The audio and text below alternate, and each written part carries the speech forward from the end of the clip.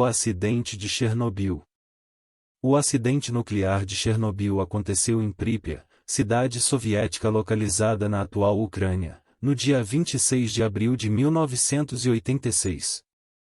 O acidente ocorreu quando o reator 4 da usina nuclear dessa cidade explodiu, deixando o reator aberto e lançando grande quantidade de material radioativo na atmosfera. O que foi o acidente de Chernobyl?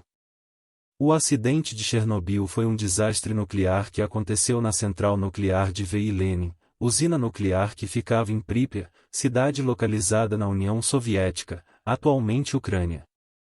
Esse acidente aconteceu às 1h23 de 26 de abril de 1986. Na ocasião, a usina passava por uma manutenção, quando uma falha humana levou a uma explosão no reator 4. Além da falha humana, a explosão foi resultado de problemas no projeto do reator RBMK, Reaktor Bolshomoshodnosti Kanaune. Esses reatores eram muito comuns na União Soviética, mas eram considerados altamente instáveis, sobretudo quando trabalhavam com potência reduzida. Com a explosão, 2 trabalhadores da usina morreram imediatamente e um incêndio se iniciou. O incêndio no reator se estendeu durante dias e as autoridades locais procuraram, sem sucesso, apagá-lo. Com a explosão, o reator e seu material radioativo ficaram expostos, fazendo com que esse material fosse lançado na atmosfera. Essa radiação se espalhou e alcançou regiões próximas como a Bielorrússia e a Rússia, ambas faziam parte da União Soviética, mas também locais como Suécia, Áustria e, até mesmo, o Canadá. Os suecos, por sua vez, foram os primeiros a identificar que algum acidente radioativo havia acontecido na União Soviética e logo informaram a comunidade internacional. Eles descobriram o fato em razão dos níveis anormais na radioatividade na atmosfera. A princípio, os soviéticos se negaram a reconhecer, mas, no dia 28 de abril, admitiram que um acidente havia acontecido em Pripyat. O que causou o acidente de Chernobyl? Como mencionado, o acidente de Chernobyl aconteceu devido a falhas humanas durante um teste de segurança. O objetivo desse teste era determinar o tempo em que as turbinas continuavam operantes, a baixas potências, após uma queda de energia. Na ocasião, os operadores da usina deixaram de seguir uma série de protocolos, causando, assim, a instabilidade de um dos reatores nucleares, e consequentemente, uma grande explosão.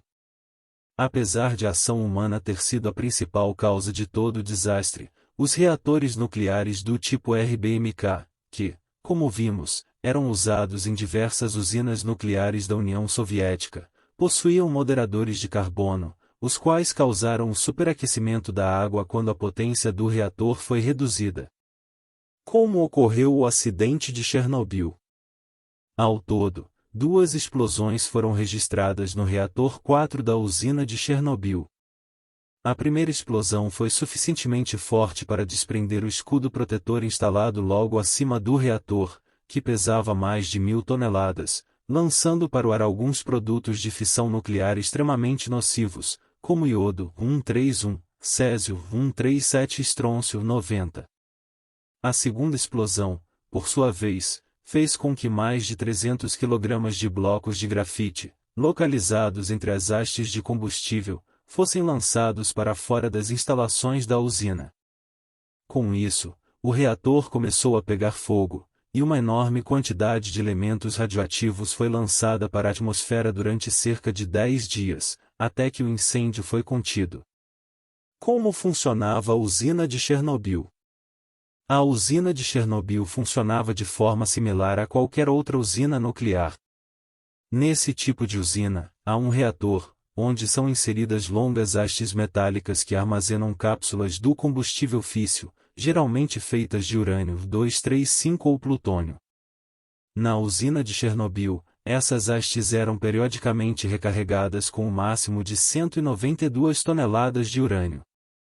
Por meio da fissão nuclear do urânio, extrai-se uma grande quantidade de energia térmica, usada para aquecer um circuito primário e onde circula água pura, destilada, que é disposto em hastes verticais e que fica em contato direto com o reator nuclear, bem como um circuito de água secundário, aquecido pela água do circuito primário, que circula por uma espécie de serpentina. Desse modo, a água que contém isótopos radioativos e a água do circuito secundário não se misturam. Além desses circuitos, na usina de Chernobyl havia também um circuito de refrigeração, que fazia circular cerca de 48 mil metros cúbicos de água por hora, que ajudavam a manter a temperatura do reator nuclear sob controle. Essa água era bombeada por motores elétricos, fundamentais para o bom funcionamento de toda a usina. Ao ser aquecida a cerca de 270 graus Celsius, a água do circuito secundário evapora e, então, sob altas pressões, cerca de 60 atm, move as turbinas do gerador. Essas turbinas giram um conjunto de grandes ímãs e bobinas condutoras, que produzem a energia elétrica a partir do fenômeno de indução eletromagnética. Diferentemente da maior parte dos reatores nucleares modernos, que utilizam água para reduzir a velocidade da reação nuclear, os reatores da usina de Chernobyl utilizavam carbono como moderador de nêutrons. Moderador é o nome da substância usada para diminuir a transferência de calor do reator para os circuitos de refrigeração. A utilização do carbono, entretanto, foi uma das causas do desastre nuclear. Hoje em dia, é sabido que, em regimes de baixas potências, o carbono absorve nêutrons em uma taxa muito alta, fazendo com que o sistema de refrigeração do reator perca sua eficiência e a temperatura de todo o sistema aumente consideravelmente. Além disso, na tentativa de contornar o superaquecimento do reator, os operadores da usina inseriram uma grande quantidade de hastes de controle. No entanto, a inserção de tais hastes derramou um volume considerável de água dos circuitos principais, causando, assim, a primeira explosão do reator. Contenção de danos do acidente em Chernobyl. A princípio, a resposta das autoridades soviéticas foi lenta e cautelosa. Elas não sabiam a extensão dos danos causados pela explosão e nem que o reator estava exposto, mas, ainda assim, elas evitaram realizar a evacuação imediata da Pripyat. O trabalho de evacuação demorou 36 horas para ser iniciado e forçou os 50 mil habitantes da cidade a saírem dali. Ao todo, o governo soviético mobilizou mais de 1.000 ônibus para retirar a população de Pripyat. As pessoas foram informadas de que seria uma remoção temporária e, por isso, não levaram pertences pessoais e tudo ficou abandonado na cidade. Ao longo do ano de 1986, um total de 115 mil pessoas foram evacuadas de regiões próximas da área afetada. O total de pessoas evacuadas chegou a mais de 300 mil, uma vez que regiões na Ucrânia, Bielorrússia e Rússia foram severamente afetadas pela radiação. Além disso, o governo soviético criou uma zona de exclusão na qual toda uma região no raio de 30 quilômetros da usina não poderia ter a presença humana, a não ser para casos com a devida autorização. Até hoje, é proibida a presença humana nessa zona. Uma vez que se identificou que o que acontecia em Pripyat era grave, o governo soviético montou um comitê responsável pela contenção dos danos. Uma das decisões desse comitê foi enviar centenas de milhares de pessoas para a região de Pripyat com o objetivo de conter os danos do acidente nuclear. Essas pessoas receberam o nome de liquidadores e incluíam soldados, bombeiros, cientistas, entre outros. Estima-se que de 600 mil a 800 mil pessoas tenham sido enviadas para trabalhar na contenção de danos e muitos desses não tinham ideia dos riscos a que seriam submetidos com o seu trabalho. A escritora bielorrussa Alexandra Alexievich aponta que, no caso da Bielorrússia, por exemplo, mais de 115 mil pessoas trabalharam como liquidadores, e de 1990 a 2003, cerca de 8.500 morreram.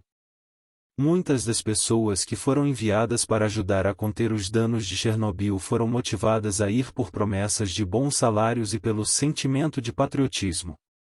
A cientista Helena Kozlova, por exemplo, trabalhou como liquidadora e, ao final de seus serviços, recebeu um pagamento 10 vezes maior do que recebia usualmente. Apesar dos bons salários prometidos, os riscos eram maiores, e muitos dos liquidadores morreram depois de trabalhar por poucas semanas, pois tiveram contato com altas doses de radiação. Um dos trabalhos mais perigosos era o dos liquidadores escolhidos para varrer os escombros do reator 4 que estavam no teto da usina nuclear. Outros liquidadores receberam missões como enterrar tudo que estivesse contaminado, matar animais domésticos abandonados, fazer medições dos níveis de radiação, etc. Depois que todo o trabalho de contenção foi realizado, as autoridades soviéticas deram início à construção da estrutura que encapsulou o reator 4, para impedir que o reator continuasse lançando radioatividade na atmosfera. Essa estrutura recebeu o nome de Sarcófago de Chernobyl. Sarcófago de Chernobyl.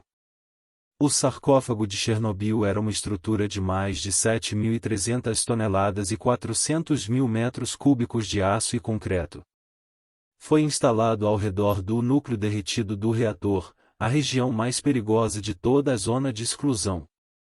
O intuito da estrutura era cobrir o reator, protegendo-o da exposição climática, chuvas e ventos, para que os isótopos radioativos não se espalhassem ainda mais para a atmosfera. O sarcófago cobria quase 200 toneladas de lava radioativa e originária do material utilizado para conter o incêndio do reator, 30 toneladas de poeira contaminada e 16 toneladas de urânio e plutônio. O sarcófago teve de ser substituído por um novo tipo de confinamento, uma vez que a radiação havia deteriorado a estrutura quase por completo. A nova cobertura, além de ser mais resistente e ter sido projetada para aguentar por pelo menos 100 anos, também filtra os gases radioativos que deixam o núcleo do reator. Consequências do acidente em Chernobyl.